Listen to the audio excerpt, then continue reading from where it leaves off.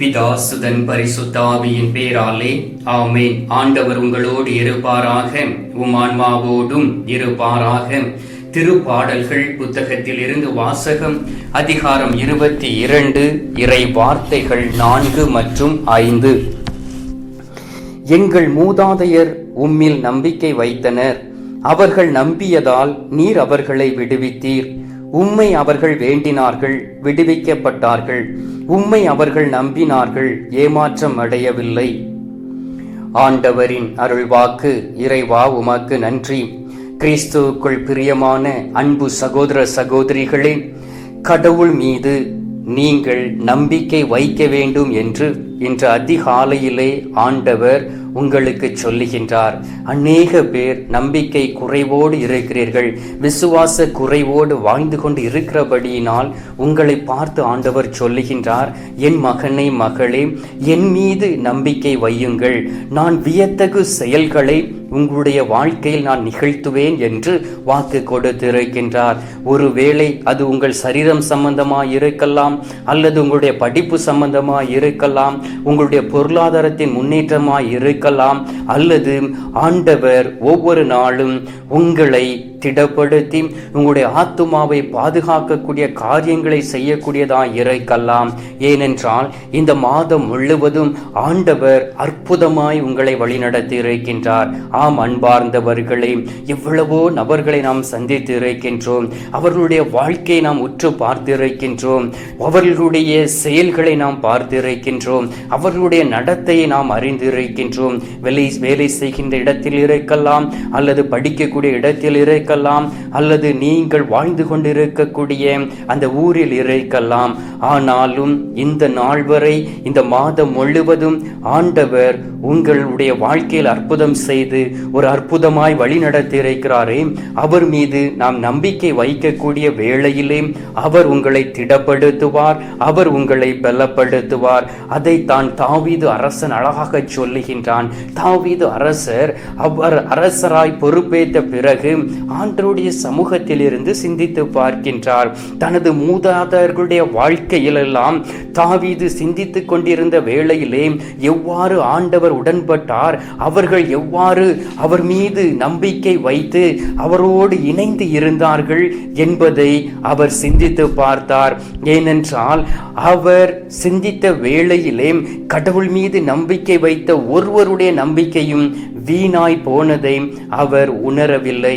ஆண்டவர் தனக்கும் அதே ஆசீர்வாதத்தை கொடுத்தார் என்பதை அவர் நினைத்து நம்பிக்கையோடு அவர் செய்யக்கூடிய அற்புதங்களையும் அடையாளங்களையும் அவர் பார்த்து கொண்டிருந்தார், பார்ப்பதற்கு தன்னை தயார்படுத்தி கொண்டிருந்தார்.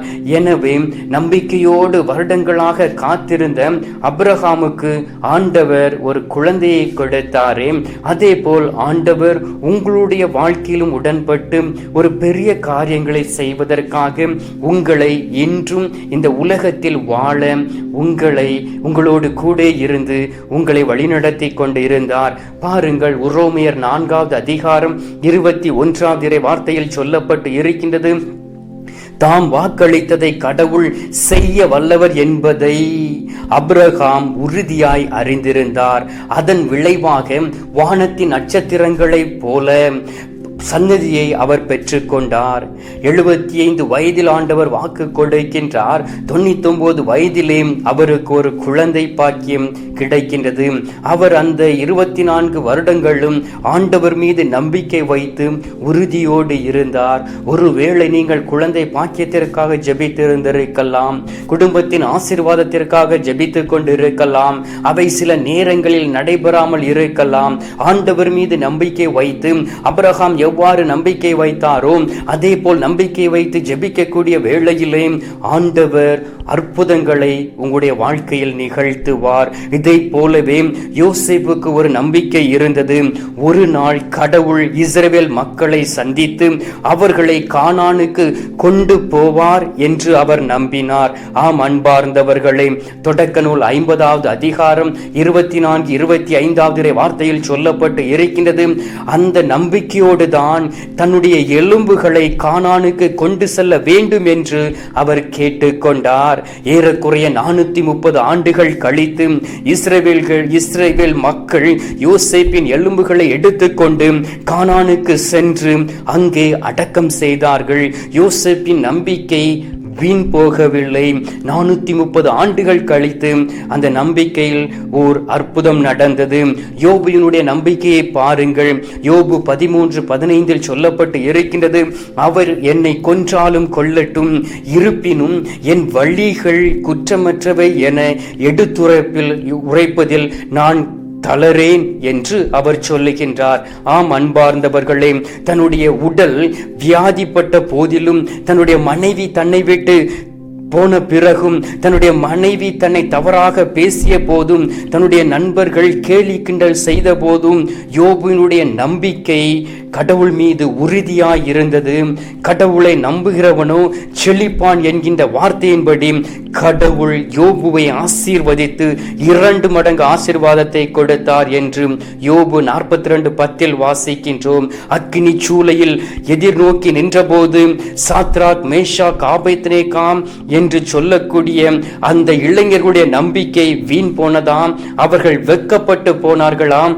இல்லை அன்பார்ந்தவர்களே, தானியேலை சிங்க குகையில் போட்டபோது அவருடைய நம்பிக்கை வீண் போனதாம், வெட்கப்பட்டு போனாராம். இல்லை அன்பார்ந்தவர்களே, இயேசுவை நோக்கி திரும்ப திரும்ப கூப்பிட்ட பிறவி குருடனாகிய பார்த்தமேலுடைய நம்பிக்கை வீண் போனதாம். இல்லை அன்பார்ந்தவர்களே, ஏனென்றால் ஆண்டவர் எல்லோருடைய நம்பிக்கையும் விசுவாசத்தையும் பார்த்துதான் அவருடைய வாழ்க்கையில் உடன்படுகின்றார்.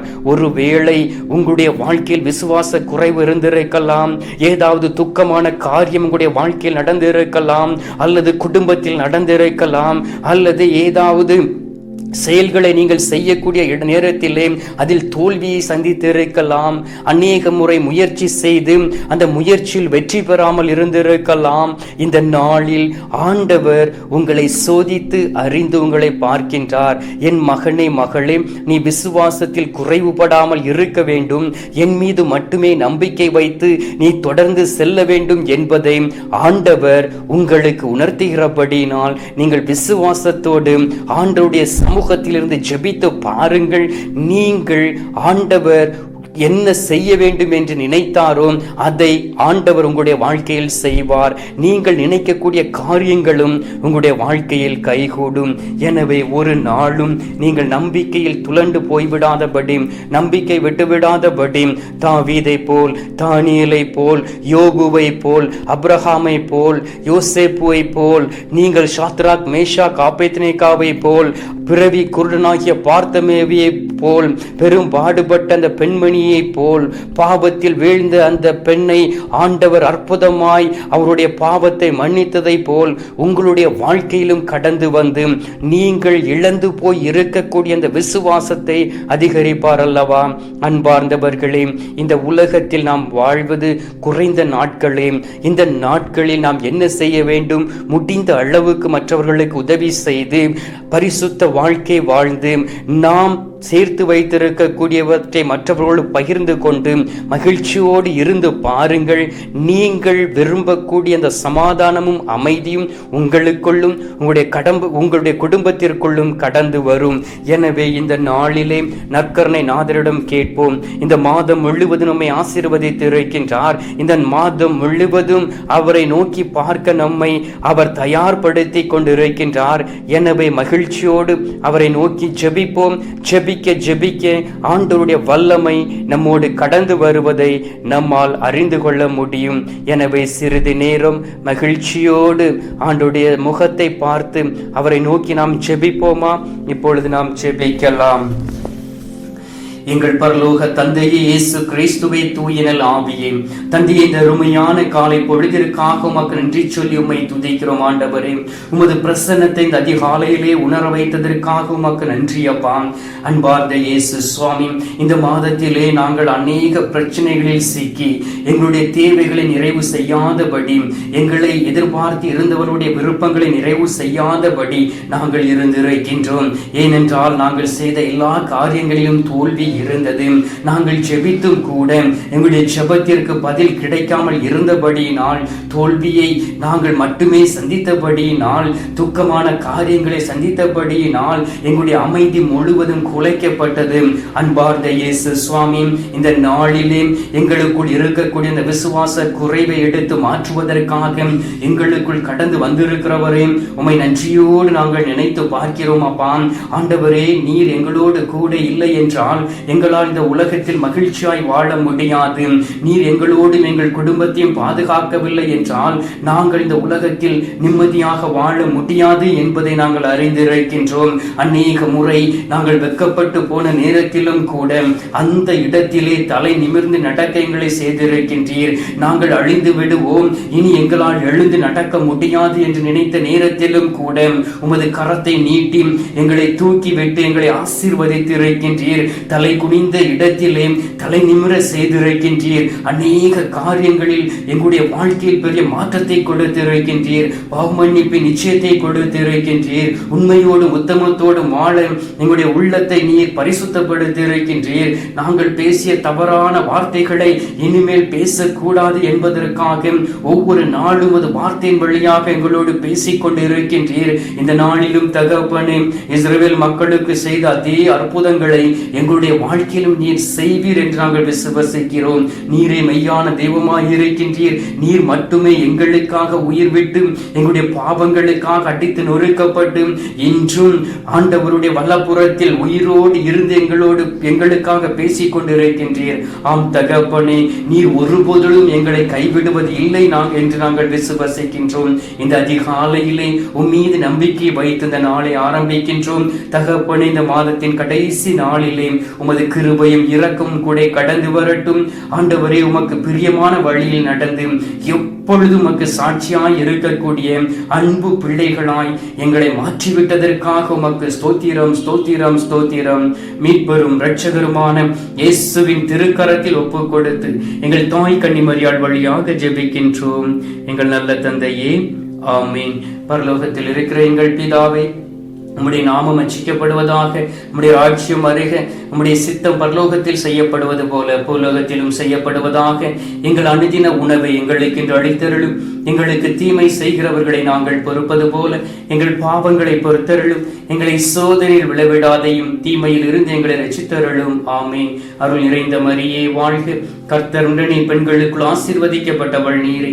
உம்முடைய திருவயிற்றின் கனியாகிய இயேசுவும் ஆசீர்வதிக்கப்பட்டவர். அஜிஷ்ட மரியே, சர்வேசுடைய மாதாவை, பாவிகளாய் இருக்கிற எங்களுக்காக இப்பொழுதும் எங்கள் மரண நேரத்திலும் வேண்டிக் கொள்ளும். ஆமீன். பிதாவுக்கும் சுதனுக்கும் பரிசுத்த ஆவிக்கும் மகிமை உண்டாவதாக. ஆதியில் இருந்தது போல இப்பொழுதும் எப்பொழுதும் என்றென்றும் இருப்பதாக. ஆமீன். அன்பார்ந்தவர்களே, ஆண்டவர் நம்முடைய ஜெபத்தை கேட்டிருக்கின்றார். இந்த மாதம் முழுவதும் நம்மை ஆசீர்வதித்திருக்கின்றார். நன்றி உணர்ந்த உள்ளத்தோடு ஆண்டவர் தரக்கூடிய ஆசீர்வாதத்தை பெற்றுக் கொள்வோம். எல்லாம் அல்ல இறைவன் பிதா, சுதன், பரிசுத்த ஆவி உங்களை ஆசீர்வதிப்பாராக. ஆமென்.